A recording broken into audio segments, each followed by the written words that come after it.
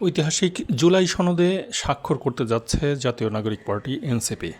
সোমবার সন্ধ্যায় এনসিপির 6 সদস্যের একটি প্রতিনিধি দল প্রধান উপদেষ্টার সরকারি বাসভবন যমুনায় যাবে। এনসিপির পক্ষ থেকে গণমাধ্যমে পাঠানো এক বার্তায় এই তথ্য জানানো হয়েছে। বার্তায় বলা হয়েছে, এনসিপির আহ্বায়ক নাহিদ ইসলামের নেতৃত্বে একটি প্রতিনিধি দল আজ সন্ধ্যা 6টায় জুলাই সনদে স্বাক্ষর করতে যমুনায় যাবে। প্রতিনিধি দলে থাকবেন এনসিপির সদস্য সচিব আক্তার হোসেন, যুগ্ম সদস্য সচিব জহিরুল ইসলাম মুসা, যুগ্ম আহ্বায়ক সরোয়ার তুষার, মনিরা শারমিন ও জাবেদ রাসেন।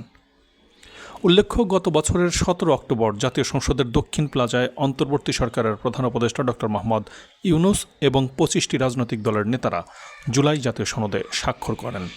তবে সেই সময় জুলাই আগস্ট আন্দোলনের নেতৃত্বদানকারী সংগঠন এনসিপি জুলাই সনদে স্বাক্ষর করেনি। এবারে দলটির স্বাক্ষরের মধ্য দিয়ে সনদে নতুন রাজনৈতিক সমর্থন যুক্ত হবে।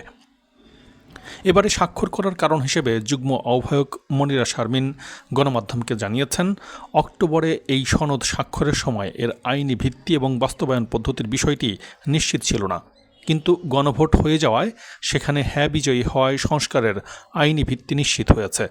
তাই জনরায়ের পক্ষে অবস্থান নিয়েই তারা এবার সনদে স্বাক্ষর করবেন।